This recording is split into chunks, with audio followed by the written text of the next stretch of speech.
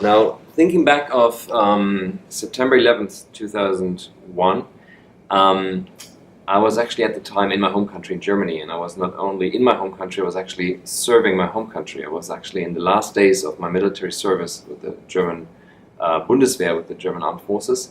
At the time, being part of a military unit that actually also was part of the NATO Crisis Reaction Forces, which didn't really mean much. I was doing my regular service in the base near Düsseldorf in Western Germany. But I did have colleagues at the time that were based in crisis regions such as Kosovo or Bosnia and Herzegovina. And so literally what happened on that day that we now know as 9/11 around the world is that around 3 o'clock in the afternoon, German time, one of my colleagues, my fellow conscript colleagues, came out of his office and asked me this really strange feeling question that you don't get very often. Are you interested in politics? Now, I guess I need to explain that. In the German military, due to our history up to 1945, we have that rule that soldiers cannot talk about politics because basically they're not supposed to talk to each other as soldiers in their role about politics and trying to convince other soldiers of their views, etc. And that's why basically all political conversations have to take place in private, so outside your formal role and your position, and therefore you first have to ask the other person whether they are interested in talking about politics with you. Now, the reason why he asked me whether I'm interested in politics is because he wanted to drag me into his room and show me the TV where there was CNN running with the burning towers in New York.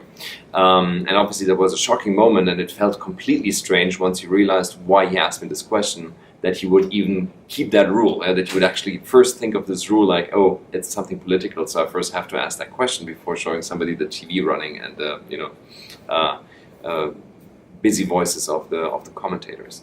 Yeah, so that was my first impression. Literally, I think half an hour, 45 minutes later was our regular end of duty on any normal working day. So 4 p.m. is when you leave the German military usually to go home. And that was, while it was just 3 days before my leaving the military service basically.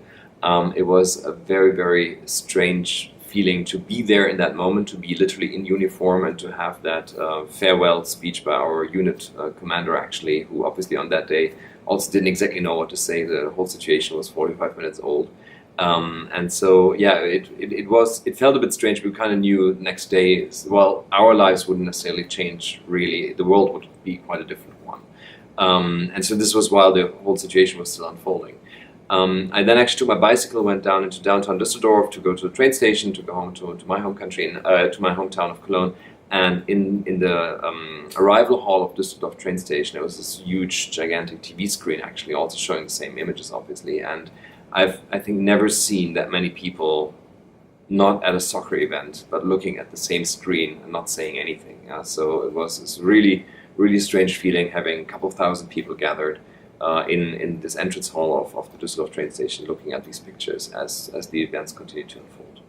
Yeah, back home, actually my thoughts went back to my fellow students from Lawrence Academy in Groton, Massachusetts, who had been studying for 2 years up to 1999, of which several had started university in New York and also in Manhattan.